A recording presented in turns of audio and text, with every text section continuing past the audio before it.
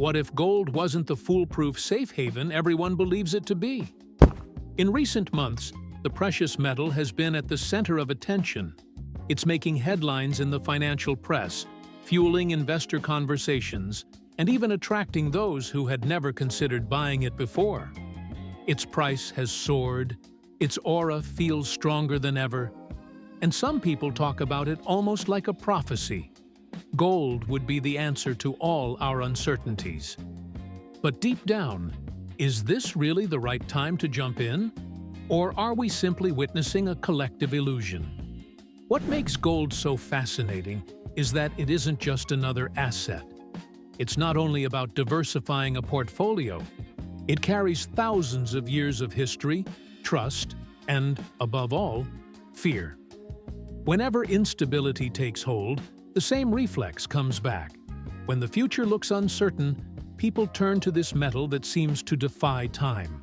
From Roman emperors to modern governments, gold has always stood as the ultimate symbol of safety. Yet today, as its price reaches dizzying heights, the question must be asked, are we looking at a genuine refuge or at an irrational frenzy? Behind the current rush, there are, of course, tangible reasons. The economic climate is still fragile, geopolitical tensions keep rising, and inflation continues to eat away at the value of currencies. In this context, gold is reassuring. It becomes the lifeline for those who want to shield their wealth. But this movement isn't purely rational. It's emotional, too. When everyone starts buying, it's hard to remain on the sidelines. People invest out of fear of missing out, afraid the price will climb even higher. And it's precisely this spiral that fuels today's explosion. The trouble is that such frenzies often clash with reality. History has already shown us, whenever gold rises too quickly, a correction eventually follows. A look at past episodes is enough to remind us that euphoria never lasts forever. What climbs without measure can fall just as sharply. And right now, some analysts are already spotting worrying signs. Gold's value seems to have drifted away from its usual role. It's no longer simply a refuge, but also an object of speculation. That's where the risk lies. The more irresistible the rise appears, the harsher the return to normal could be.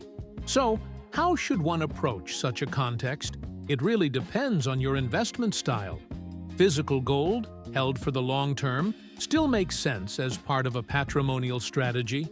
It acts as insurance, a store of value that can be passed on across generations.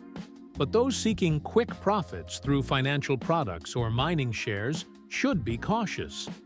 If history is anything to go by, a correction isn't a remote hypothesis, but a very real possibility. For many, the wisest move is not to rush, but to watch. Wait for calmer times, or enter gradually without pinning all hopes on an asset that can be just as fickle as it is reassuring. Gold is both a refuge and a mirage. A refuge because it comforts us in times of crisis. A mirage because it can create the illusion of absolute safety, even though it remains subject to human emotions and excess.